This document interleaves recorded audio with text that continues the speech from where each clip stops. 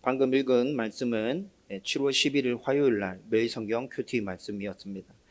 우리가 살아가는 삶에서 잘못하고도 사과하지 않고 아주 뻔뻔한 모습으로 부끄러움과 수치를 느끼지 않고 살아가는 사람들 보면 화가 치밀어 오릅니다. 지금 우리 사회에 이런 모습이 굉장히 팽배해지고 있다는 느낌이 들고, 그리고 그렇게 되는 이유가 공인들과 종교인들 때문에 그런 것 같다는 생각이 많이 듭니다. 정치인들이나 연예인들, 그리고 고위 공직자들, 이 사람들 우리는 공인이라 하죠. 그 공인들의 모습이 어떠한지 한번 생각해 보십시오. 그리고 종교인들, 특히 목사들이 이 시대에 어떻게 살아가고 있는지 좀 생각해 보면 그들이 이런 부분에 있어서 아주 큰 영향력을 끼쳤구나라는 것을 아마 동의하게 될 것 같습니다. 그래서 이 시대를 살아가는 평범한 시민들도 지도자격인 이들의 이런 모습들을 보고 우리도 그냥 그렇게 살아가도 되겠구나라고 생각하는 것 같습니다. 우리 사회의 전반적인 분위기가 이렇게 흘러가다 보니까 순순히 자기 잘못이나 실수를 인정하고 그에 따라서 합당한 처벌을 받고 또 사과하고 용서하는 것은 굉장히 어리석은 짓으로 여겨지기까지 합니다. 당연한 것인데 굉장히 어리석은 것처럼 그렇게 받아들여지고 있죠. 버틸 수 있을 때까지 버티고 오리발을 내밀고, 그렇게 해서 안 되면 내가 저지른 실수일지라도 다른 사람한테 떠넘기고, 그것도 안 되면 정치인들이나 고위 공직자들은 다른 이슈를 가져와서 자기와 관련된 이슈를 덮으려고 하죠. 모든 수단과 방법들 다 썼는데 안 되면 어떻게 합니까? 돈으로 메워 넣어서 좋은 변호사 여러 명 사서 어떻게든 자기의 잘못을 드러내지 않으려고 굉장히 애를 쓰고 있습니다. 우리 사회에서 이렇게 살아가는 사람들의 모습을 보면 상식, 예절, 도덕, 규범, 법, 이런 것들은 그 사람들에게는 전혀 필요 없는 것 같이 느껴집니다. 이 사람들에게 중요한 건 뭘까요? 부와 권력과 명예, 이런 것들이죠. 그런 것들이 중요하기 때문에 그렇게 하고 있는 것이에요. 여러분들도 지금 사회에서 이런 모습들 보고 있는 것이 있을 겁니다. 그럴 때, 그런 모습들을 봤을 때 어떤 생각을 하시는지요? 저는 그런 모습들을 보면 누군가가 그들의 잘못을 좀 모두 밝혀내고 부끄러움 없이 뻔뻔하게 그렇게 부인하고 변명하고 거짓말하고 온갖 방법으로 자신들이 잘못한 것을 뒤덮고 무마하려고 했던 그 모든 것 다 밝혀내어서 그렇게 했던 행위만큼 가중처벌 시키면 좋겠다는 생각을 계속하게 됩니다. 분노가 치밀어 오고 화가 나고. 여러분, 우리 사회에서 이렇게 생각하는 건 아마 보편적인 생각일 것 같아요. 많은 사람들이 그런 모습들을 보면서 이렇게 생각할 것 같습니다. 여러분, 그런데 성경을 자세히 잘 읽어보면 성경에서 이스라엘 백성들 가운데서 그런 모습들을 자주 발견하게 되는데, 근데 하나님은 그들을 그렇게 대하지 않는 것을 또 굉장히 자주 발견할 수 있게 되죠. 오늘 우리가 읽었던 본문 말씀이 바로 그런 것입니다. 여러분, 오늘 말씀이 어떻게 생각해 보면 우리가 익히 들어왔고 잘 알고 있는 말씀일 수 있습니다. 그런데 7월 11일 날 아침에 이 말씀을 깊이 묵상하면서 하나님께서 저에게 주시는 울림이 있었고, 그래, 그렇지, 우리 하나님 이런 분이시지, 그런 깨달음과 또 다시 한번 가슴속 깊이 새기는 은혜들이 있었는데, 그것들을 오늘 일시간에 여러분들과 함께 나누었으면 좋겠습니다. 여러분들이 오늘 이 말씀을 통해서 우리를 향하신 하나님의 그 간절한 마음, 그 사랑, 그 품어주심, 그것들을 다시 확인하고 발견할 수 있기를 주님의 이름으로 축원드립니다. 여러분, 오늘 말씀을 잘 이해하려고 하면 길어서 다 읽지는 않았는데 예레미야 3장 전체를 살펴볼 필요가 있습니다. 여러분, 예레미야 3장 1절부터 11절까지 내용을 들여다보면 남유다의 잘못을 아주 세세하게 지적해 주고 있어요. 우선 1절에서 5절 말씀을 보면 죄를 저지르고 하나님을 떠나서 살아가고 있지만 부끄러움과 수치를 느끼지 못하는 남유다의 모습에 대해서 지금 설명해 주고 있습니다. 남유다 백성들은 하나님의 택함을 받은 하나님의 백성임에도 불구하고 지금 우상을 숭배하고 있죠. 그런데 우상을 숭배하고 있는 그들이 살아가는 땅은 어떤 땅이죠? 하나님께서 아브라함 때부터 주시겠다 약속하신 가나안 땅이잖아요. 그 가나안 땅이 몇백 년의 세월을 흐르는 동안에도 하나님은 그 약속을 파괴하지 않으셨고 신실하게 그 약속을 이행하셔서 몇백 년이 지나고 난 다음에 이들이 지금 가나안 땅에서 살고 있죠. 하나님께서 언약으로 주신 그 약속의 땅 가나안 땅에서 살면서 이들은 하나님이 아니라 우상을 섬기고 있는 것입니다. 그러다가 또 아무렇지 않게도 죄책감 하나도 느끼지 못한 채로 성전에 와서 하나님께 제사 드리기도 합니다.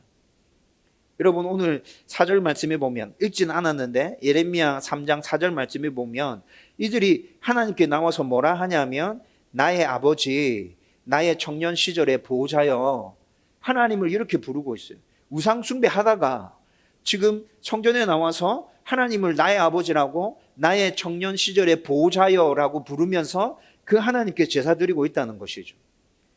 5절 말씀에 보면 또 이렇게 얘기합니다. 언제까지 분노하며 영원토록 노를 거두지 않을 작정이십니까? 하나님께 나와서 이들이 지금 이렇게 묻고 있는 거예요. 여러분 지금 이 질문이 가당키나 한 겁니까?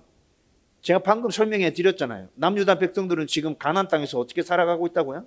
우상 숭배하면서 살아가고 있다고요. 하나님의 말씀을 떠나 있어요. 그런데 가끔씩 성전에 나와서 나의 아버지, 나의 청년 시절의 보호자여 하나님을 이렇게 부르고 있고 그리고 그 하나님께 질문합니다. 언제까지 노를 바라실 작정이십니까? 그러다가 제사가 끝나고 성전 밖을 나가면 또 어떻게 살아가죠? 또 우상 숭배합니다. 또 자기 마음대로 살아갑니다. 악을 저지르면서 살아가죠. 여러분 하나님은 남유다의 이런 모습을 음행한 여인에 비유하시면서 지금 말씀하고 있어요. 여러분 1절에서 5절까지 말씀을 읽어보면 음행한 여인에 대한 이야기를 하고 있거든요. 그런데 그 음행한 여인이 바로 남유다입니다. 남유다에 살아가고 있는 그 이스라엘 백성들은 자기의 잘못이 하나도 드러나지 않았다 생각하고 있어요. 아니 자기가 우상 숭배하고 하나님을 떠나서 살아가는 그것 자체가 죄가 아니라고 생각하고 있다고요. 음행한 여인이 자기가 한 그 짓거리들이 사람들이 알지 못한다고 생각하는 것과 똑같은 거예요. 그런데 하나님께서 지금 다 들여다보고 계시잖아요. 사람들이 다 알고 있어요. 이미 이상한 짓 하고 다니는 거, 하나님의 말씀에 불순종하고 우상 숭배하고 있는 거, 그것이 죄라는 걸 하나님이 알고 있고 주위에서 그 모습을 바라보고 있는 사람들이 다 알고 있단 말이에요. 근데 자기 자신만 몰라요. 여러분 음행한 여인은 수치와 부끄러움이 없어요. 3장 1절에서 5절까지 나타나는 말씀들을 쭉 읽어보면 그 음행한 여인이 수치와 부끄러움을 느끼지 못해요. 그리고 6절에서 11절까지 이어지는 말씀들도 읽어보면 남유다의 이런 죄악은 북이스라엘의 죄악보다 더 심각한 것이라고 하나님께서 말씀하고 계십니다. 여러분 남유다는 이미 죄악이 넘쳐났던 북이스라엘이 아수르에 의해서 멸망당하는 모습을 다 지켜봤습니다. 여러분 722년에 북이스라엘이 아수르에 의해서 망하죠. 그리고 난 다음에 150년, 160년 가량 세월이 흘러서 586년에 망했는데 BC 586년에 남유다가 망했는데 150년, 160년인지 모르겠습니다. 지금 산수가 안 되는데 여러분들이 계산해 보십시오. 하여튼 다 지켜봤잖아요.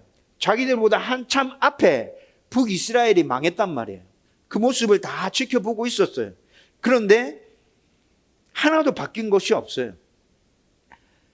여러분 6절부터 11절까지 말씀을 읽어보면 북이스라엘이 하나님을 떠나서 우상 숭배하고 불순종했던 모습도 역시 음행에 비유해서 하나님께서 말씀하고 있습니다. 북이스라엘이 그렇게 음행하면서 죄를 지었지. 그래서 내가 아수르를 통해서 그들을 멸망시켰잖아.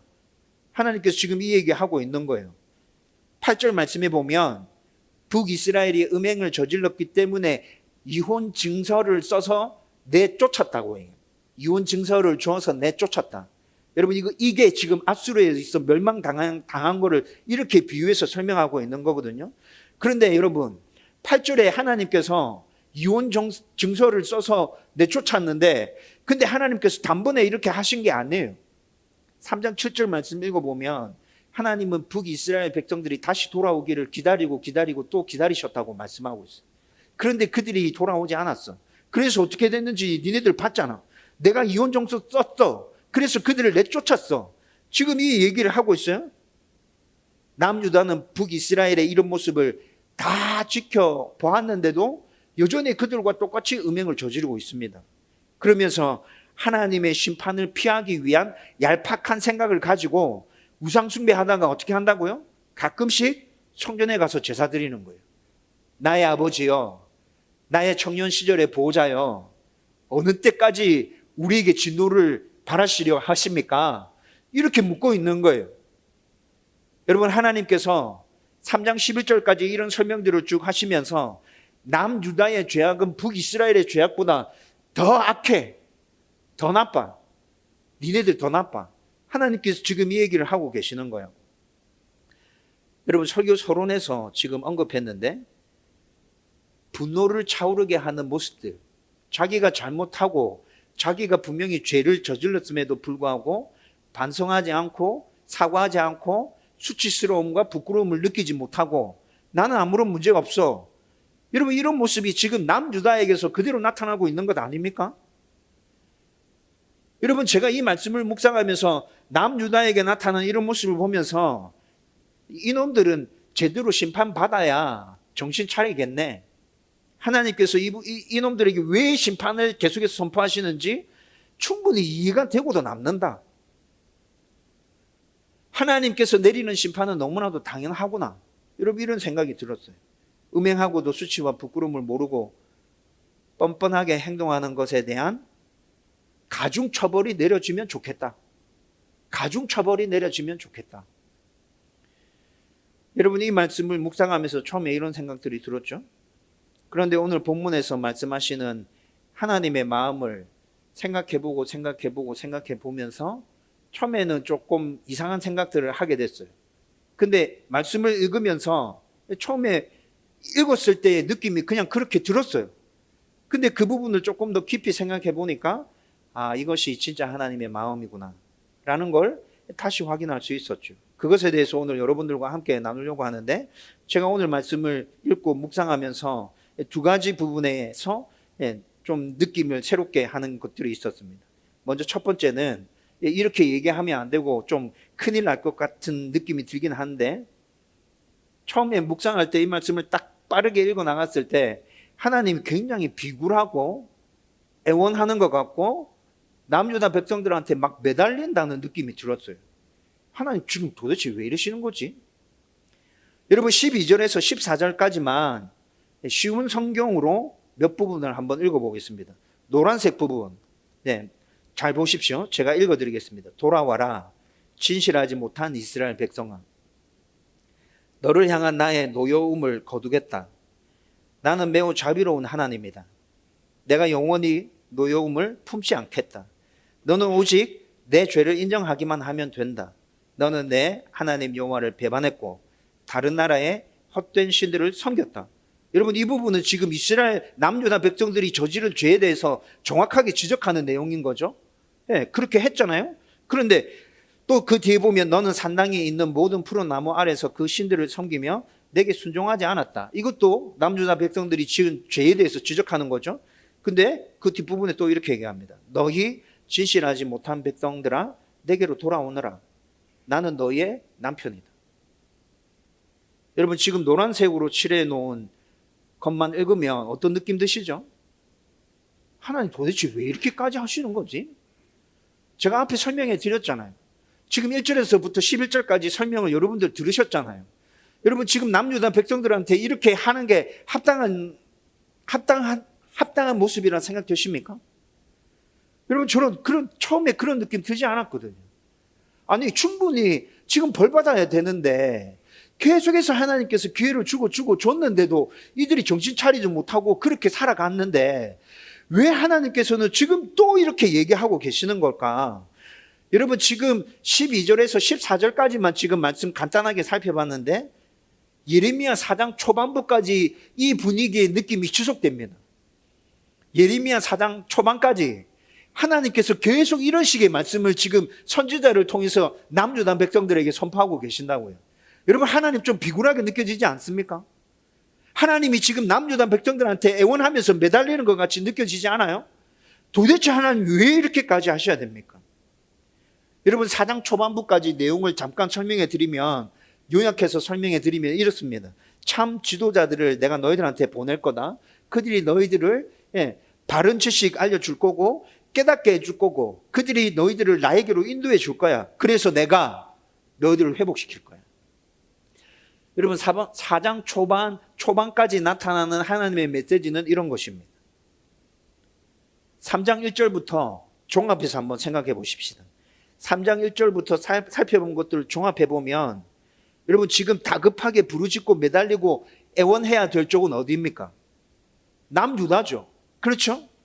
여러분, 애원하고 매달리고 바지가랑이 붙들고 늘어져야 될 쪽은 남유다란 말이에요. 그런데 남유다는 그런 모습이 하나도 보이지 않아요. 온갖 죄악들이 드러났는데 하나님께서 참 선지자들을 계속 보내시는데 그 참 선지자들의 말에 귀 기울이지 않고 거짓 선지자들의 말에 귀를 기울이면서 하나님의 심판은 우리 가운데 임하지 않아, 어떨 때는 하나님이 계시지 않아 라고 얘기하고 있는 그들의 모습이 분명하게 보이잖아요. 뻔뻔하게 그지없고 완악하고 수치와 부끄러움을 전혀 모르는, 자기가 지은 수많은 죄악들이 있음에도 불구하고 그 죄를 인지하지 못하는, 여러분, 이거 완전 구제불능 아닙니까? 여러분, 이런 사람을 누가 구제할 수 있습니까? 여러분, 이들에게 임하는 하나님의 심판은 매우 정당하고 꼭 필요한 것이라 생각됩니다. 그런데 오늘 본문에서 느껴지는 하나님의 모습은 마땅히 심판받아야 되는 이 자들에게 심판자가 벌을 내리지 못해서 쩔쩔매면서 어떻게든지 그들을 돌이키고, 그래서 그들 앞에서 비굴한 모습을 보이고 애원하고 매달리는 듯한 느낌을 받게 된다고요. 여러분, 그런데 우리가 알고 있는 하나님이 이런 하나님이 아니잖아요. 그렇죠? 성경에서 말씀하는 하나님이 이런 하나님이 아니에요. 제가 지금까지 신앙생활하면서 경험했던 하나님이 이런 하나님이 아니라고요. 그래서 좀 더 이 말씀을 깊이 묵상하고 생각하면서 두 번째로 느끼는 느낌은 사랑과 인자와 긍휼의 하나님을 이 말씀 가운데서 느낄 수 있게 된다는 거죠. 참고 또 참으시면서 죄악과 하나님의 심판에서 돌이키기를 원하시는 그분의 간절한 마음을 느낄 수 있다는 것이죠. 여러분, 13절을 보면 남유다의 죄가 분명하게 나열됩니다. 아까 쉬운 성경 읽을 때 제가 말해드렸잖아요. 그렇죠? 하나님께 불순종했어요. 우상 숭배를 했어요. 그 일들이 계속 반복되고 있어요. 여러분, 똑같은 이유로 북이스라엘이 망하는 것도 이들이 다 봤단 말이에요. 그런데도 똑같지 않고 돌이키지 않고 똑같은 모습을 보이면서 계속 죽음으로, 멸망으로 달려가고 있습니다. 그래서 하나님께서 이들에 대해서 강력하게 경고하시면서 심판을 선고하시는 거잖아요. 여러분, 그리고 이런 하나님은, 여러분, 그들에게 심판을 선언하신 하나님은 이 심판을 행하실 수 없는 하나님입니까? 그렇지 않죠. 하나님은 북이스라엘 가운데 이미 심판을 행하셨습니다. 계속해서 말씀드렸는데 남유다 백성들은 그 모습을 다 지켜보고 있었죠. 아수르에 의해서 그들이 포로로 잡혀가고 뿔뿔이 흩어지는 모습들을 다 지켜봤어요. 하나님은 그럴 만한 충분한 능력과 힘과 모든 것들을 다 갖추고 계신 분이에요. 그리고 뒷부분에 하나님께서 회복에 대해서 말씀하시는데, 그렇게 잡혀가게 하셨다가 다시 그들을 되돌려 놓고 회복시킬 수 있는 그만한 힘과 능력과 모든 것들을 갖추신 하나님이란 말이에요. 따라서 만물의 주인이며 전지전능하신 분께서 지금 나타내고 있는 이 비굴함과 애원은 뭐라는 거예요? 겉으로 보이기에는 비굴하게 보여요. 애원하는 것 같이 보여요. 야, 어떻게 주권자가 저런 모습을 보일 수 있지? 여러분, 이런 생각 듭니다. 그런데 그 비굴함과 애원은 진짜 모습은 뭐라고요? 사랑과 긍휼이라고. 그 비굴함과 그 애원의 진짜 모습은 사랑과 긍휼이라고요. 그래서 오늘 본문은 사랑과 긍휼이 바탕에 깔린 애끓는 호소입니다. 심판의 대상들에게 전지전능하신 하나님이 비굴해 보이고 애원하는 것처럼 매달리는 것처럼 보인다 할지라도 하나님은 아무 상관이 없습니다. 내가 이렇게 하는 모습이 니네들 그렇게 보여? 괜찮아. 그 정도 괜찮아. 그들을 죄에서 죽음에서 돌이킬 수만 있다면 하나님은 무엇이든지 다 하실 것입니다. 여러분, 그 모습의 절정이 어떻게 나타났죠? 하나뿐인 독생자 예수 그리스도를 우리를 위해서 내어주셨잖아요. 자신의 생명을 내어주시는 거였어요. 여러분, 하나님은 우리를 위해서 모든 것 다 내어주실 준비를 하고 계십니다. 그렇게 하시는 분이세요. 이 하나님이 지금 피를 토하는 심정으로 남유다를 향해서 돌아오라고 호소하고 외치고 있습니다. 여러분, 이 호소는, 이 외침은, 이 비굴함은, 이 매달림은 사랑의 고백입니다. 내가 너를 사랑한다. 제발 돌아와다. 여러분, 그렇다면 만물의 주인이신 하나님이 왜 이렇게까지 돌아오라고 호소하면서 받아주지도 않는 그 사랑의 고백을 계속해서 끊임없이 사랑한다고 말씀하고 계시는 것일까요? 여러분, 그 이유는 바로 깨어진 관계를 회복하기 위해서입니다. 여러분, 오늘 본문 14절에서 18절 말씀까지는 회복에 대한 말씀이거든요. 여러분, 이 말씀을 잘 읽어보면 포로로 잡혀갔다가 너희들 다시 돌아오게 해서 내가 너희를 다시 나의 백성으로 삼을 거야 라는 내용이 14절에서 18절까지 내용의 요약본입니다. 여러분, 그런데 하나님께서 포로에서 돌아오게 하겠다, 회복해 하겠다, 이 말씀만 지금 14절에서 18절까지 말씀에 나타나고 있는데, 여러분, 성경을 전체를 다 포함시켜서 종합적으로 한번 생각해 보십시오. 여러분, 하나님의 회복은 어떤 회복인 거죠? 창세기 1장 2장 말씀 여러분들 잘 알고 계시잖아요. 하나님은 이 세상을 완전하고 완벽하게 창조하셨습니다. 그리고 사람은 하나님의 무한한 사랑을 받으면서 하나님과 교제할 수 있는 존재로, 하나님을 닮은 존귀한 존재로 지음받았죠. 그래서 하나님의 사랑을 받으면서 그분을 온전히 섬기면서 행복하게 기쁨을 완전히 누리면서 살아가는 그런 관계로 하나님께서 우리를 만들어 주셨단 말이에요. 그런데 사람의 죄로 인해서 이 모든 것이 깨어지고 망가졌습니다. 하나님과의 모든 관계가 박살났다는 말이에요. 하나님과의 모든 관계가 박살남으로 인해서 우리가 마땅히 누려야 될 그 행복들, 기쁨들, 즐거움들, 무한한 하나님의 영광들을 하나도 누리지 못하게 되는 것이죠. 하지만 여전히 하나님은 사람들을 사랑하시고 또 사람과 교제하기를 원하시고 그래서 회복시키기로 결정하셨습니다. 처음 창조 때의 모습으로 하나님과 사람의 관계를 돌려놓기 위해서 하나님은 지금 비굴하게, 처절하게 애원하는 듯 그렇게 매달리는 것처럼 보여도 만물의 주인인 하나님은 간절한 마음으로 계속해서 사랑을 고백하면서 돌아오라고 호소하고 있다는 것이죠. 여러분, 결국 오늘 본문에 나타난 하나님의 호소는 우리가 어떤 모습이든 그래도 나는 너를 사랑한다 라는 사랑의 고백입니다.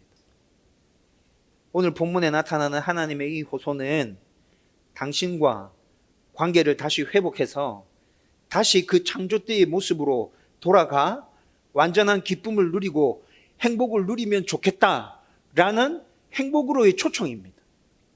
오늘 본문에 나타나는 하나님의 이 호소는 당신과 관계를 회복해서 사랑과 은혜를 쏟아 부어 복을 주겠다는 하나님의 축복의 선언이라고 해요. 여러분, 오늘 말씀에 나타나 있는 하나님의 호소 가운데 이 모든 의미들이 다 함축적으로 들어가 있는 거예요. 여러분, 저는 지금도 하나님께서 저와 여러분들을 이렇게 호소로 돌아오라고 부르고 계신다고 확신합니다. 우리와 관계를 회복하기를 원하셔서 나는 아직도 너를 사랑해. 너가 다시 나에게로 돌아오면 좋겠어. 내가 너를 위해서 만들어 놓은 그 완벽한 기쁨, 행복들 나는 너가 누렸으면 좋겠어. 내가 너에게로 주기로 약속한 그 축복들 나와 관계를 다시 회복해서 그 축복과 은혜들을 네가 누리면 좋겠어. 하나님께서 지금 이 간절한 마음으로 애타는 마음으로 우리를 향해서 호소하고 계신다는 말이에요. 저와 여러분들에게 하나님의 이 호소가 들려줄 수 있기를 주님의 이름으로 축원드립니다. 여러분 이제 말씀을 정리하려고 합니다. 매일 말씀을 대하고 기도할 때마다 우리를 향하신 그 하나님의 간절한 호소가 들려왔으면 좋겠습니다. 하나님은 지금 목이 터져라 피를 토하는 모습으로 외치시고 계신데 느끼지 못할 때 진짜 많죠. 그 호소 가운데 하나님의 사랑과 관계 회복을 위한 애끓는 하나님의 그 마음, 간절한 그 마음 느껴지고 깨달아질 수 있었으면 좋겠어요. 하나님이 진짜 아직 나를 사랑하고 계시고, 그래서 우리도 하나님과의 관계 회복을 갈망하면서 우리가 할 수 있는 최소한의 그 몸부림들을 우리 삶 속에서 끊임없이 계속 몸부림치며 나갈 수 있었으면 좋겠습니다. 그래서 결국에는 이 땅에서 살아가면서도 하나님의 사랑, 은혜, 평안, 위로, 격려 등등등의 모든 축복들을 풍성히 누리고 행복하게 살았으면 좋겠다고, 하나님과 계속 동행하면서 살았으면 좋겠다고. 여러분 제가 자주 강조해서 여러분들에게 말씀드리잖아요. 여러분 이렇게 살아가는 모습이 바로 성도의 모습이지 않습니까? 이 땅에서 살아가는 성도, 여러분 이렇게 살아가는 모습이 성도의 모습인 거잖아요. 이런 은혜가 저와 여러분 가운데 넘쳐나기를 주의 이름으로 축원드립니다.